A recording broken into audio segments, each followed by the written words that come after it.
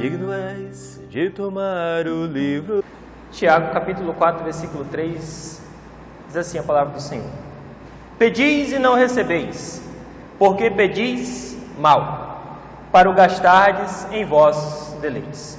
Senhor nosso Deus, nós te damos graças, Senhor, pela tua palavra. Nós te pedimos, dá-nos, Senhor, entendimento, que teu Espírito Santo trabalhe, Senhor, em cada coração, convencendo, confortando, confrontando, de acordo com a tua palavra. Graças te damos, Senhor, em nome de Jesus. Amém. Podem sentar, irmãos. Meus irmãos, quem de nós não tem algo que está pedindo ao Senhor nosso Deus? Quem de nós não tem uma oração que está pedindo a Ele, ou um clamor, ou alguma coisa que nós temos colocado diante dEle, pedindo para que Ele faça por nós? Porque reconhecemos a nossa fragilidade, que nós não temos a condição necessária de fazer, se não for pela sua graça. Mas existem duas coisas importantes, irmãos. Deus, Ele não aceita barganha, porque Ele é Senhor. O que é a barganha? Eu faço isso e eu exijo que o Senhor faça aquilo. Deus não aceita assim. Mas, por outro lado, porque Ele é Senhor e nós somos servos, então a gente pede para que Ele possa fazer alguma coisa, e segundo a sua vontade, Ele nos ouve.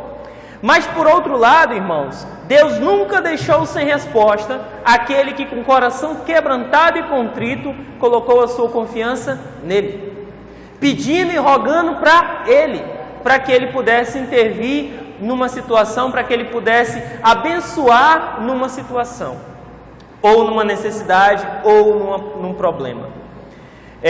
Salmo 51, versículo 17 diz: os sacrifícios para Deus são espíritos quebrantados, e um coração quebrantado e contrito não desprezarás, ó Deus. Diante disso, irmãos, gostaria de fazê-los pensar no seguinte: pense numa pessoa que você ama e que ela não é salva. Pense numa pessoa que você ama e que ela nesse momento está indo para o inferno. O que você estaria disposto para fazer por ela?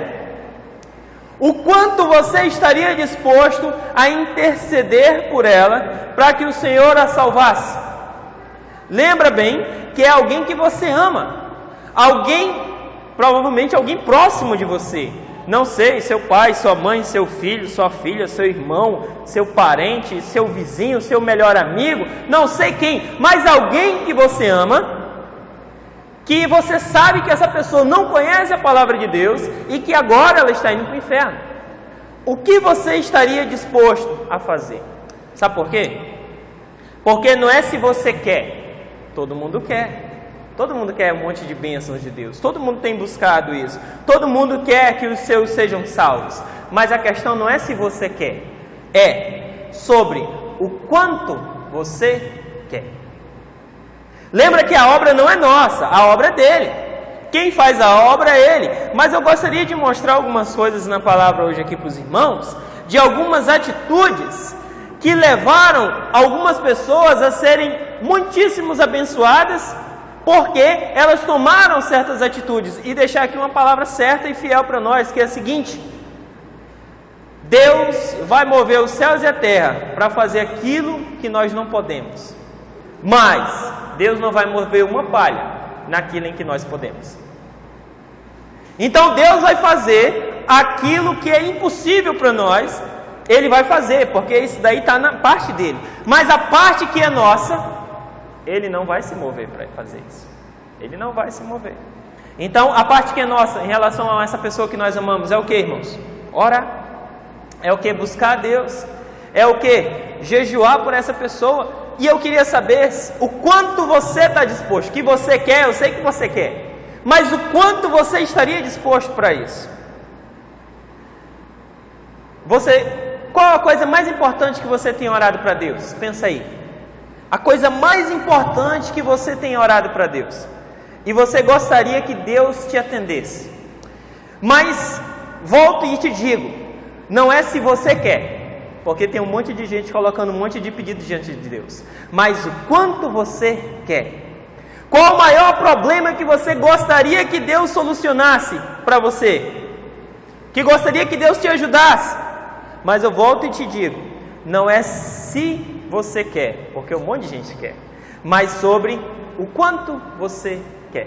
E o que você estaria disposto a dar? Não é barganha.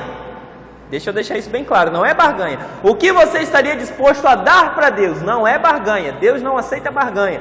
Ou seja, eu te dou isso e exijo que o Senhor me dê aquilo. Deus não aceita isso, porque Ele é Senhor. Mas é algo que nós poderíamos fazer do nosso melhor para que Deus nos atendesse.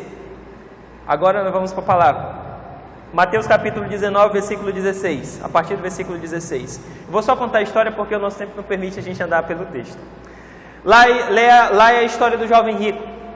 E diz lá que aquele jovem chegou diante de Jesus e ele falou: bom mestre, que farei para herdar a vida eterna? Jesus disse: sabes os mandamentos? Ele disse: sim.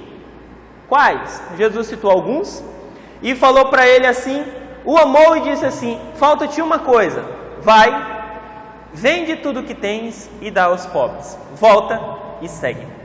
Sabe o que aquele jovem fez? Foi embora triste para sua casa, porque ele queria, assim como os muitos querem, entrar no reino de Deus, mas ele não estava disposto a deixar aquilo que era mais importante para ele, que no caso eram as riquezas. Jesus falou isso para ele, porque Jesus sabia que o seu coração estava apegado às riquezas, de tal forma que é tanto que ele não deixou. Ele não deu aos pobres, ele não foi seguir Jesus, ele queria ir para o céu sim, como um monte de gente quer ir para o céu, mas ele não estava disposto a deixar aquilo que mais importava, e ele não estava disposto a seguir Jesus. Então a pergunta não é se você quer, porque todo mundo quer. A pergunta é o quanto você quer. Marcos capítulo 7, versículo 25, diz assim: porque uma mulher cuja filha tinha um espírito imundo, ouvindo falar dele, foi e lançou-lhe aos seus pés. E essa mulher era grega, cirofenícia da nação, e lhe rogava que expulsasse de sua filha o demônio. Mas Jesus lhe disse: deixa primeiro saciar os filhos, porque não convém tomar os pão dos filhos e lançá-lo aos cachorrinhos. Ela, porém, respondeu e disse: sim, Senhor, mas também os cachorrinhos comem debaixo das mesas as migalhas dos filhos. Então ele disse: por essa palavra vai, o demônio já saiu da tua filha. E indo ela para casa, a achou deitada sobre a cama, e o demônio já tinha saído. Esta mulher chegou diante de Jesus e falou: Senhor, me ajuda, porque a minha filha está endemoniada, livra ela. E o Senhor falou assim para ela: não é bom pegar o pão dos filhos e dar aos cachorros. Não é se você quer, porque todo mundo quer, meu irmão. É o quanto você quer e o que você estaria disposto para dar em relação a isso. Essa mulher, ainda que diante de uma palavra dura, porque veja pelo texto, Jesus chamou quem não era do povo de Israel de quê? Cachorro. Mesmo diante de uma palavra dura, ela fala assim: sim, Senhor. Sabe o que ela quer dizer aqui? Sim, Senhor, eu sou. Se o Senhor quiser, eu sou um cachorro. Se o Senhor quiser, eu sou qualquer coisa. Mas me ajuda, eu creio no Senhor. Mesmo diante de uma palavra dura, ela falou assim: sim, Senhor. Mas também os cachorrinhos comem debaixo da mesa as migalhas dos filhos. Irmãos, quantas e quantas pessoas não estão acostumadas e não aceitam serem contrariadas e levar um não? A pessoa é fofa, é linda, é maravilhosa, é gentil, é agradável. Mas se você contrariar, endemoniza na tua frente assim. O semblante muda, até a tonalidade de voz muda, porque ela falava assim, mansinho, agradável, agora ela fala grosso. Ela grita, ela não gritava. Ela fala palavrão, ela não falava. Então, quantas pessoas não estão acostumadas? Imagina uma pessoa dessa ouvindo Jesus chamar ela de cachorro. Que conversa é essa? Tá me chamando de cachorro? Que mulher entende até aquilo que não foi falado, quanto mais aquilo que foi falado. Né? Mulher entende pelas entrelinhas. Aquilo que você não disse, ela entende. Então, imagina uma pessoa dessa falava assim: tu me chamou de cachorro? Que rapaz, e tinha rasgado o verbo e falado um monte de coisa. Aí sabe o que teria acontecido? A filha dela não tinha sido libertada do demônio. Ela estava disposta, mesmo recebendo uma palavra dura, mesmo recebendo um não, de concordar e mesmo assim pedir misericórdia. Não é se você quer, mas sobre o quanto você quer. Jairo, o principal da sinagoga, Marcos capítulo 5, versículo 22 e 23, disse assim, o texto diz que ele foi diante de Jesus e falou para Jesus ajudá-lo, porque sua filha tinha acabado de morrer. Ela estava moribunda, estava quase à morte. E quando Jesus vai se encaminhando para a casa dele, chegam alguns judeus e falam assim, olha, não importunes o mestre, porque a sua filha está morta. Mas ele chegou, irmão, sabe o que isso daqui significa? Significa o seguinte, naquela época, qualquer um que dissesse que Jesus era o Cristo, qualquer um que aceitasse que ele era o Messias, qualquer um que o seguisse, era expulso da sinagoga. Então, isso quer dizer para que um camarada, que ele é um dos principais da sinagoga, um dos que ensinam, um dos que provavelmente em algum momento chegou a até dizer contra Jesus, chegar lá e reconhecer e falar assim, Senhor, eu creio no Senhor e eu quero que o Senhor me ajude. É ele passar por cima do seu orgulho e chegar lá e falar, Senhor, eu não tenho capacidade, me ajuda. Isso daqui é que quer dizer o Jairo, em Marcos capítulo 5, a partir do versículo 22. Depois você lê. Então ele chegou lá e reconheceu. Sabe por quê, irmão? Porque não é se você quer, mas o quanto você quer. Marcos capítulo 5, versículo 26, diz assim, outra história. E havia padecido com muitos médicos, a mulher do fluxo de sangue, e despendido tudo quanto tinha, nada lhe aproveitando disso, antes indo a pior. E ouvindo falar de Jesus, veio por trás, e entre a multidão, e tocou na sua veste, porque dizia, se tão somente tocar nas suas vestes, sararei. E logo se lhe secou a fonte do seu sangue, e sentiu no seu corpo já estar curada daquele mal. A mulher do fluxo de sangue, ela não tinha mais dinheiro, ela não tinha saúde, ela não tinha força, ela não tinha mais nada. E não apareceu um anjo do céu dizendo assim, olha, Jesus tem a solução para os seus problemas. Ela não recebeu alguém na sua casa dizendo para ela, ela simplesmente creu, acreditou que se ela tocasse, somente tocasse nas vestes de Jesus, ela seria curada. E ela desprendeu tudo aquilo que ela ainda tinha, que era o restinho da sua força, que era o restinho da sua vida, para ir atrás da multidão e conseguir triscar no mestre. E ela fez isso, ela foi lá e ela conseguiu chegar e triscar nele.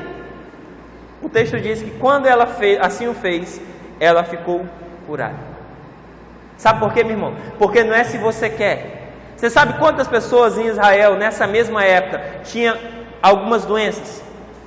Quantas pessoas podiam ter acreditado em Jesus, ter ido até Ele, enfrentado multidões e ter feito igual ela ou semelhante a ela e ter sido curado do seu mal? Sabe quantas? Muitas. Mas ela foi curada. Por quê? Porque ela acreditou e porque ela se deslocou da onde ela estava até onde Jesus estava. Ela utilizou aquilo que ela ainda tinha, tudo que ela tinha, ela deu, acreditando que Jesus poderia curá-la. Porque não é se você quer, mas o quanto você quer. Tinha um monte de gente que queria ser curada, mas tinha alguns, e esse daqui eu estou citando para você, que tomaram a decisão correta. Foram até Jesus, acreditaram, engoliram o orgulho, fizeram aquilo que era necessário. Por quê? Porque eles sabiam que Jesus estava lá e Jesus tinha a solução para o seu problema. Gênesis capítulo 2. Não é capítulo 2, mas em Gênesis fala da história de Abraão, e você conhece a história de Abraão. Abraão demorou 25 anos para ter um filho. Deus prometeu para ele um filho, ele teve 25 anos para ter um filho. Abraão tinha 100 anos de idade, a sua mulher já é uma velhinha também, não tinha mais ciclo menstrual, não podia mais ter filhos. Mesmo assim Deus abençoou e ela teve o seu filho Isaac. Depois de 25 anos, o seu filho nasce, ele está quase adolescente. Deus dá uma ordem para Abraão e fala assim, Abraão, tem o teu filho? Leva ele ali no monte e mata ele para mim. Aquilo que ele esperou por 25 anos, aquilo que ele mais queria na sua vida, aquilo que era promessa de Deus, Deus agora diz assim: Abraão, eu quero teu filho, leva lá e oferece sacrifício para mim. Você sabe o que Abraão fez? Ele não foi perguntar para outro servo se já tinha feito algo parecido. Ele não foi pesquisar na história para ver se tinha algo semelhante. Ele não foi pedir conselho de ninguém. Ele foi lá e fez. Ele foi lá e fez. Ele foi lá e fez. Ele subiu, andou 3 dias, subiu no monte, chegou lá, amarrou o filho dele em cima da pedra, pegou o cutelo e no coração dele, ele matou o filho. Deus não deixou acontecer o fato em si, em si, da morte literal da criança. Mas no seu coração ele matou o seu filho. E aí depois disso, Gênesis 22:12 diz assim: não estenda a sua mão sobre o moço e não lhe faças nada, porque agora sei que temes a Deus e não negaste o teu filho, o teu único filho. Irmão, quem é que gosta de prova? Você gosta de prova? Porque quem é que gosta? Quem é que gosta de prova? Você que estuda ainda, tu gosta do dia da prova? Hein? Eu sempre tive problema com matemática. Então o dia da prova de matemática era terrível. Quem é que gosta de prova? Ninguém gosta de prova. Mas quem é que vai ser aprovado sem prova? Diz para mim.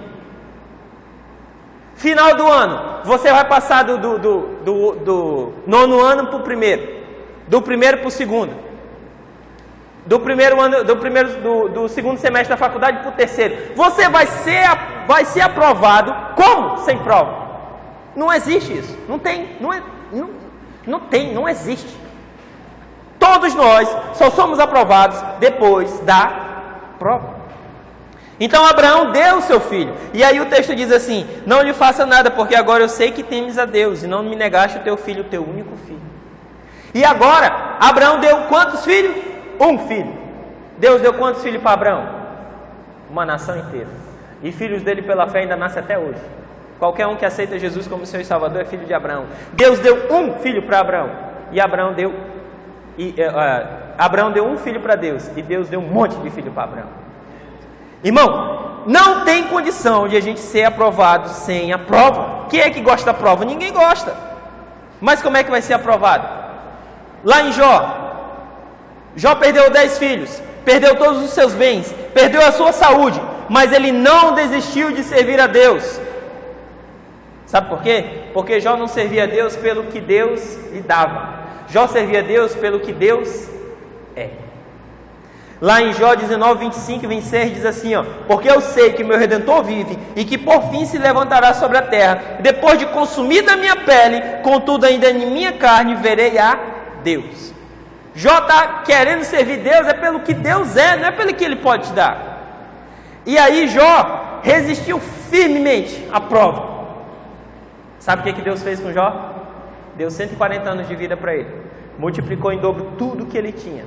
Jó viveu o que cansou de viver. Velho, farto de dias. 140 anos, viu até a 4ª geração, se eu não estiver enganado no texto. Não tem como Deus aprovar sem prova. Abraão foi aprovado com louvor. Jó foi aprovado com louvor. Irmãos, qualquer coisa que nós estivermos dispostos a dar para Deus, preste atenção nisso. Qualquer coisa que nós estivermos dispostos a dar para Deus, Deus está disposto a multiplicar. Você está disposto a dar 5 pães e 2 peixinhos? Deus está disposto a pegar 5 pães e 2 peixinhos e alimentar 20 mil. Você está disposto a dar um filho? Deus está disposto a dar um montão de filho para você. Para Abraão, ele deu uma nação inteira. Ana deu um filho para Deus. Deus deu quantos filhos para Ana? Mais 5. 500%. Eu vi isso hoje na mensagem de meio-dia do pastor Silas.